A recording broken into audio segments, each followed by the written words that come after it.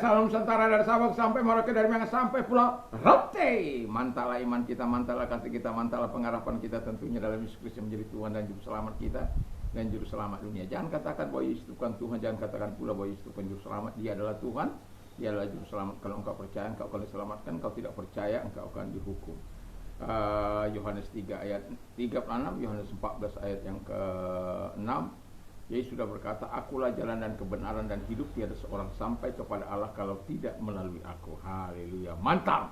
Dan Pak Petrus mengatakan dalam Kisah Rasul 4 ayat yang ke-12, dan keselamatan tidak ada dalam siapapun juga selain di dalam Dia, Yesus Kristus, karena di bawah kolong langit ini tidak nama lain yang diberikan kepada manusia yang olehnya kita diselamatkan.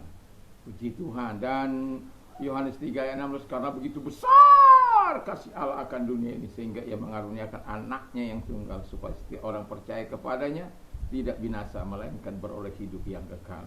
Puji nama Tuhan. Dan dengan hati percaya engkau dibenarkan, dengan mulut mengaku engkau diselamatkan. Dalam Roma 10 ayat 9 dan 10. Kiranya di pagi hari ini doa dan harapan saya, kekuatan Tuhan, kekuatan firman, kekuatan Roh Kudus, kekuatan doa, kekuatan iman menyertai kita sehingga kita tetap hidup dalam ketaatan dalam menjalani hidup ini, disertai dengan takut akan Tuhan. Puji nama Tuhan. Doa dan harapan saya, kita semua adalah orang-orang yang berkemenangan di dalam Tuhan. Puji nama Tuhan. Sebelum kita mendengarkan firman Allah, kita berdoa sejenak. Tuhan Yesus, kami bersyukur, kami berterima kasih buat segala kasih dan rahmat-Mu dalam hidup ini. Di dalam nama Tuhan Yesus Kristus, Engkau yang menguduskan kami, Engkau yang menyucikan kami, Engkau yang memampukan kami, dan lain sebagainya. Terima kasih buat semuanya di dalam hidup kami. Dalam nama Yesus, haleluya. Amin. Saya akan membacakan Roma 12 ayat yang pertama. Karena itu saudara-saudara, demi kemurahan Allah aku menasihatkan kamu supaya kamu mempersembahkan tubuhmu sebagai persembahan yang hidup, yang kudus dan yang berkenan kepada Allah. Itu adalah ibadahmu yang sejati. Dan saya juga membacakan Roma 9 ayat 17. Sebab kitab suci berkata kepada Firaun, itulah sebabnya aku membangkitkan engkau, yaitu supaya aku memperlihatkan kuasaku di dalam engkau, dan supaya namaku dimasukkan di seluruh bumi. Haleluya. Ya, puji Tuhan. Tema kita adalah by God's power, oleh kuasa Allah. Jadi oleh kuasa Allah kita dikuduskan, ya. Orang-orang percaya itu dikuduskan, artinya dibuat suci oleh kuasanya. Kita terpisah dari dosa, kita hidup karena kita melakukan firman Allah. Karena firman Allah katakan dalam 1 Petrus 1 ayat yang ke-16, as it is written, be holy for I am holy. Sebagaimana tertulis, hendaklah kamu kudus sama seperti aku adalah kudus. Nah, di sini kita oleh kuasa Tuhan, kita oleh kuasanya kita dapat hidup dalam kekudusan, dan kita dikuduskan bukan karena kehebatan kita dikuduskan bukan karena cakapnya kita dikuduskan itu bukan karena perbuatan baik kita, tetapi semata-mata anugerah dan atas kehendak Allah, di mana kita sehingga kita terbuka terhadap apa yang dianugerahkan Tuhan. Dan kekudusan itu haruslah menjadi bagian yang sangat berharga yang harus kita jaga di dalam hidup ini. Dan saya mau katakan, tanpa kekudusan kau tidak akan bisa melihat Allah. Tanpa kekudusan tidak ada api Roh Kudus yang akan menyala dalam hidupmu. Tanpa menjaga kekudusan, hidupmu akan kosong. Dan itu sebabnya saya mengatakan kepada kita, mari belajarlah untuk berdoa, berpuasa, menangis di hadapan Allah, menyerahkan diri sepenuhnya kepada Allah, merendahkan diri kepada Allah. Karena apa? Semua yang diberikan Allah itu bagi kita hanya untuk kepentingan kita. Kita dikuduskan bukan karena kecakapan kita, karena perbuatan baik yang kita lakukan, semata-mata karena kasih karunia yang Tuhan berikan kepadanya. semuanya oleh karena kuasanya. Jadi kalau semuanya karena kuasanya kita dikuduskan, kita tidak bisa bersombong-sombong, kita tidak boleh bermegah-megah, kita tidak boleh merasa diri kita hebat, tidak bisa itu. Tetapi kita terus menyerahkan diri kepada Tuhan di dalam kekudusan. Kalau engkau mau melihat kegerakan besar, jaga api kekudusan Tuhan dalam hidup kita. Jaga kalau engkau mau dipakai oleh Tuhan dalam kuasa kesembuhan, jaga supaya Allah terus menguduskan engkau dalam hidupmu dan engkau hidup dalam kekudusan Allah itu. Karena apa? Apinya hanya bisa menyala apabila kita betul-betul menjaga kekudusan yang sudah dianugerahkan Tuhan kepada kita dan kita hidup dalam kekudusan. Dan seperti api dan gas itu kalau disatukan itu nyala apinya semakin dahsyat. Dan demikian kita kalau kita bersama dengan Allah, api kemuliaan Tuhan akan semakin besar.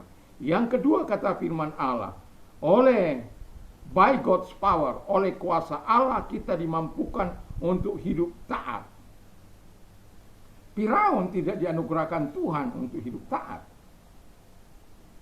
Bahkan Alkitab katakan dia dikeraskan mujizat demi mujizat yang dialami oleh Firaun bukan membuat dia taat kepada Tuhan. Kalaupun dia mau melakukan itu karena kebutuhan yang mendesak, misalnya dia air di seluruh negeri sudah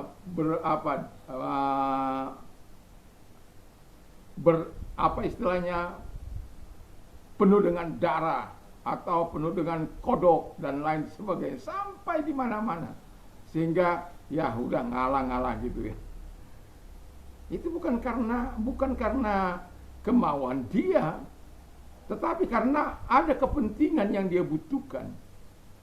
Tetapi memang Tuhan tidak anugerahkan. Bahkan Alkitab mengatakan setiap kali mujizat Allah, setiap kali Tuhan membuat hatinya lebih keras. Supaya apa? Dia mampu menunjukkan kuasanya kepada Firaun. Untuk menunjukkan kepada anak-anak manusia atau kepada dunia bahwa ada Allah yang luar biasa yang disembah oleh Abraham, Ishak dan Yakub, dan yang kemudian di mana anak-anaknya ada di pembuangan, menjadi budak di sana. Tetapi kuasa Allah melepaskan mereka dan dimampukan umatnya untuk taat terhadap apa yang dikatakan oleh Musa sehingga mereka mau keluar.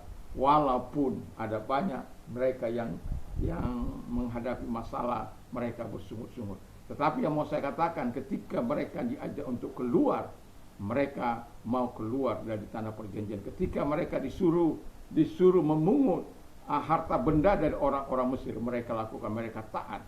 Karena apa? Memang Tuhan anugerahkan kepada mereka untuk hidup taat. Sama seperti Sadrak, Mesak, Abednego. Di tengah-tengah keadaan hidup mereka dari sebagai orang Yehuda pada waktu itu dalam pembuangan, mereka adalah orang-orang terpilih dari orang-orang yang hebat.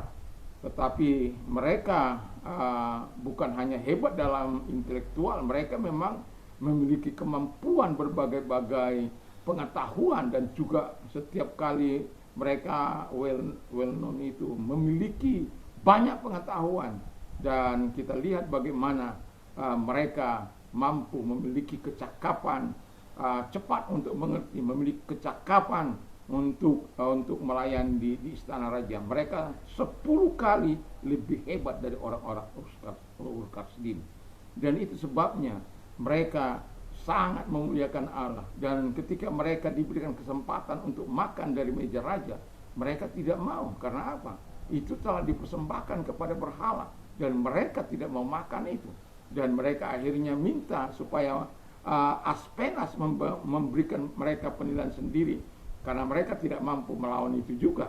Dan mereka katakan, nilai sendiri kalau kami memang mengalami hal-hal yang tidak menurut Tuhan, ya berilah kami. Tapi kalau kami memang ketika kami diberikan sayur-sayuran kami sehat, gemuk dan segar, ya pertimbangkanlah itu. Dan pada akhirnya Aspenas memberikan mereka makan dari apa yang mereka minta, bukan apa yang dipersembahkan kepada raja, karena yang dipersembahkan kepada raja itu sudah diberikan kepada berhala. Nah, itu sebabnya mereka dimampukan untuk hidup taat. Ketika mereka walaupun diberikan kesempatan untuk hidup menyangkal Tuhan, mereka tidak menyangkal, bahkan rela menyerahkan nyawanya untuk tidak menyembah patung buatan raja, di mana mereka diberikan kesempatan untuk tidak mati. Mereka diberikan kesempatan untuk menyembah kalau mendengar bunyi-bunyian, tapi mereka tidak. Bahkan dalam Daniel 3 ayat 16 dikatakan, 16-17, sekalipun Allah yang kami sembah itu tidak mampu menolong kami, ketahuilah Tuanku Raja, kami tidak akan menyembah patung buatanku Raja. Dan murka Allah murka raja begitu luar biasa, dan dipanaskan dapur api 7 kali lipat, dan orang yang mengangkat mereka ke dapur api itu mati seketika. Tapi mereka di dalam dapur api itu berhappy-happy. Dan yang saya heran, hanya Nebukadnezar yang diberikan kemampuan untuk melihat rupa dewa itu. Yang lain tidak diberikan, pegawainya tidak diberikan. Sampai dia bertanya, bukankah 3 orang yang kita masukkan? Ya Tuanku Raja, memang 3 orang, tapi kulihat itu 4 orang. Oh, jangan begitu, buka. Mereka jalan-jalan itu. Tadi kan kita ikat, iya Raja. Ini mereka jalan-jalan itu. Dimatikan dan disuruh keluar. Wah, itu hebatnya. Ketaatan akan membuat Allah dimuliakan. Ketaatan kita, kalau kita sungguh hidup dalam ketaatan kepada Allah, membuat Allah dimuliakan. Dan yang terakhir kata firman Allah adalah oleh kuasa Allah, by God's power, kita dibuat menjadi seperti Kristus. Haleluya. Jadi kita dibuat seperti Kristus. Supaya apa? Kalau Anda baca di dalam Roma 8 ayat 29, supaya kita sama seperti dia, dan dia menjadi yang sulung di antara orang-orang yang segambar dengan dia.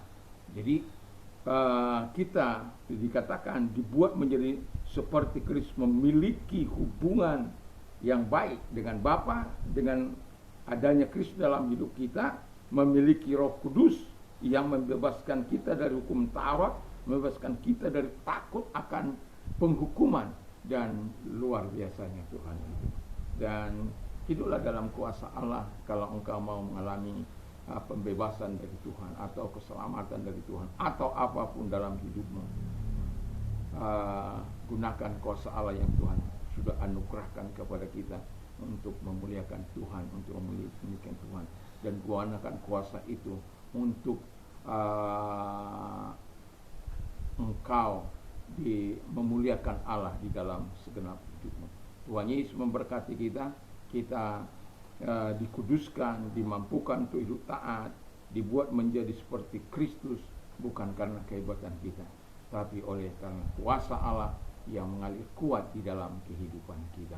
Semoga kuasa itu tidak akan hilang dari hidup kita, karena kita tetap menjaganya di dalam hidup dalam kekudusan dan kebenaran di dalam Tuhan. Mari kita tunduk kepala dan kita berdoa. Terima kasih Tuhan, biarlah Engkau hadir di tengah-tengah kami, dan biarkan kekudusan Allah dan Kau memampukan kami untuk hidup taat kepadamu Tuhan, dan kami terus mau dibuat seperti Engkau. Terima kasih, kami bersyukur dalam nama Yesus. Kalau ada di antara engkau yang sakit, angkat kedua belah tanganmu, dan kita akan berdoa dalam nama Yesus. Segala sakit penyakit yang mereka tidak perintah keluar, dan oleh bilur daripada Tuhan Yesus jadilah engkau sembuh oleh kuasanya, oleh mujizatnya sembuhlah engkau. Terima kasih Tuhan buat pertolonganmu kepada mereka dalam nama Yesus. Kalau ada hal-hal yang menyulitkan hidupmu, masalah dalam hidupmu, angkat kedua belah tanganmu. Kalau engkau orang mendoakan, mari arahkan tanganmu kepada Allah, kita berdoa. Terima kasih, lihat tangan-tangan yang diarahkan kepadamu. Ketika kami tahu firman-Mu, kami berseru, Engkau menjawab. Dan ketika kami menyerahkan persoalan kami, Engkau memberikan solusi. Dalam nama Yesus kami percaya, pertolongan-Mu dan kebaikan-Mu datang kepada setiap kami dalam nama Yesus. Haleluya. Amin. Selamat pagi, selamat kita beraktivitas tentu di dalam Yesus Kristus. Dan jangan lupakan Tuhan dalam segenap perjalanan hidup kita. Mantap, mantap, mantap.